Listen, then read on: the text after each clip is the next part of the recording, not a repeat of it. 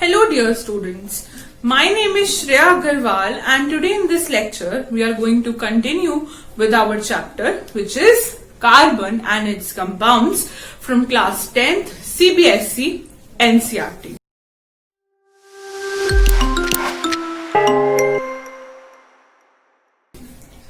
So in the previous lecture we came across what is hydrocarbons and we saw that there are basically two types of hydrocarbons, saturated and unsaturated, and further unsaturated are of two types, alkenes and alkynes.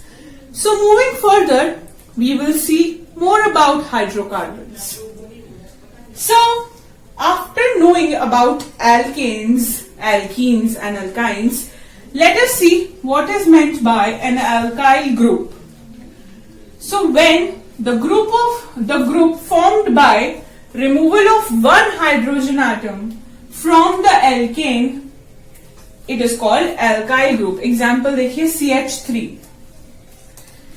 ये जो dash दिख रहा है आपको, ये dash नहीं है, ये बॉन्ड है जो एक बॉन्ड में से हाइड्रोजन हट गया है. ये जब CH3 कहीं और अटैच हो जाएगा तो वो उसकी साइड चेन में आ जाएगा. पर इस CH4 ये मीथेन था और मीथेन में से एक हाइड्रोजन हट गया तो ये क्या बन गया, मिथाइल. एक एल्काइल ग्रुप है. यहाँ पे दो कार्बन है यानी कि ये इथेन एल्केन में से जब एक हाइड्रोजन हट गया तो ये क्या बन गया, ethyl. I hope this is clear to you all. The general formula is CnH2n+1. Alkane के फॉर्मूले में यहाँ 2 आता है और क्योंकि एल्काइल में से एक, एल्काइल वो है जब एल्केन में से एक हाइड्रोजन हट रहा है तो ऑब्वियसली फॉर्मूले में +1 आ जाएगा. I hope this is clear to you all.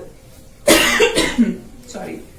Now let us see what are cyclic hydrocarbons. ठीक है, chains, branches and rings. In the previous lecture we only came across the straight chains. ठीक है, ये क्या है, it is butane. I am simply drawing the skeleton. इसी butane को अगर मैं इस तरह बना दूं तो ये अभी ब्यूटेन है, पर ये स्ट्रेट चेन थी और ये ब्रांच्ड चेन है. तो आपको फर्क समझ में आया. जब हम स्ट्रेट चेन्स में ब्रांचिंग कर देते हैं तो ये स्ट्रक्चर कौन से हैं, ब्रांच्ड स्ट्रक्चर. ठीक है, चेन्स हमने पढ़ ली थी, branches I hope it is clear. Now let us see the rings. So there are two kind of rings, saturated and unsaturated. Let's see the saturated ones. So in saturated हमने लिया example 6 carbon वाले cyclic hydrocarbon का. इसमें 6 carbon है, 6 carbon है, सब single bond है, तो हम इसको जनरली नेम क्या देते हैं, अगर ये स्ट्रेट चेन होती, हेक्सेन. पर अब आप देखेंगे तो हर कार्बन की वैलेंसी 2-2 बच रही है. ठीक है, लेकिन जब हम हेक्सेन की बात करते हैं तो उसके 2 एंड पे जो कार्बन होते हैं उनकी वैलेंसी हमेशा 3 होती है. ठीक है, जब वो एंड के 2 कार्बन ज्वाइन हो गए तो एक वैलेंसी सेटिस्फाई हो गई क्योंकि कार्बन कार्बन ने बॉन्ड बना लिया. तो आप अगर इसका फॉर्मूला देखेंगे तो C6H12 आएगा, जबकि हेक्सेन का फॉर्मूला होता है C6H14. तो आपको ये फॉर्मूला देखने से ये बात क्लियर होनी चाहिए कि वो जिस मॉलिक्यूल की बात कर रहे हैं वो साइक्लिक है. और हम साइक्लिक मॉलिक्यूल को लिखने के लिए हम लिखेंगे साइक्लोहेक्सेन. इसको सिर्फ हेक्सेन नहीं बोल सकते, इसको हम क्या बोलेंगे, साइक्लोहेक्सेन, क्योंकि ये साइक्लिक फॉर्म में है और इसका मॉलिक्यूलर फॉर्मूला भी अलग है. I hope it is clear. Now let us see the unsaturated one. हमने इसमें भी 6 कार्बन वाले मॉलिक्यूल का एग्जाम्पल लिया है जिसको बोलते हैं benzene. It is it's common name. इसमें ऑल्टरनेट बॉन्ड कैसा है, डबल. आप कह सकते हैं मैम ट्रिपल क्यों नहीं है. अब अगर आप ट्रिपल करके देखोगे तो अब कितनी वैलेंसी हो गई, 1 2 3 4 5. क्या कार्बन की 4 वैलेंसी हो सकती है, नहीं. तो ये बॉन्ड ट्रिपल नहीं हो सकता. आप कहो मैम सारे बॉन्ड डबल, तो लो सारे बॉन्ड डबल कर दिए, पर 2 और 2 4 वैलेंसी हो गई तो हाइड्रोजन तो आएगा ही नहीं, तो ये हाइड्रोकार्बन तो बनेगा ही नहीं. हाइड्रोकार्बन में क्या होनी चाहिए, हाइड्रोजन. ठीक है।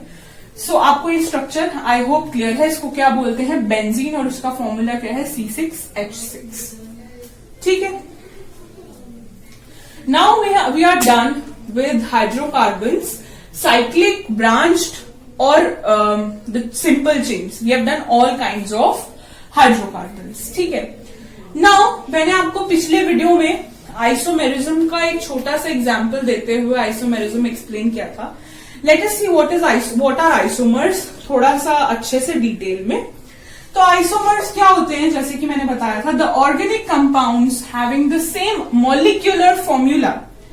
ठीक है, इनका मॉलिक्यूलर फॉर्मूला कैसा होता है, सेम, बट डिफरेंट स्ट्रक्चर्स। ठीक है, और इनके स्ट्रक्चर्स कैसे होते हैं, अलग। और ये नोट करने वाली बात है कि for isomerism there should be at least 4 carbon atoms. क्यों?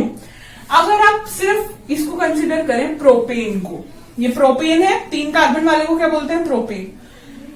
क्या हम इसको किसी और तरह से बना सकते हैं? आप कहोगे मैम ब्रांचिंग कर दो, इस कार्बन को हटा के यहां लगा दो, तो चलो अगले एक उसमें इसको यहां लगा दिया।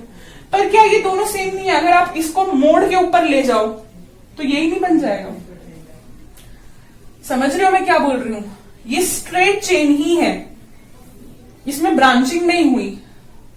तो और अगर आप एल्कीन या एल्काइन को कंसिडर करो तो मान लो ये प्रोपीन है, बॉन्ड या तो यहां हो सकता है या यहां हो सकता है। दूसरा स्ट्रक्चर बनाओगे, इसको पलट के ऐसे रख दोगे, क्या ऊपर वाला मिल जाएगा?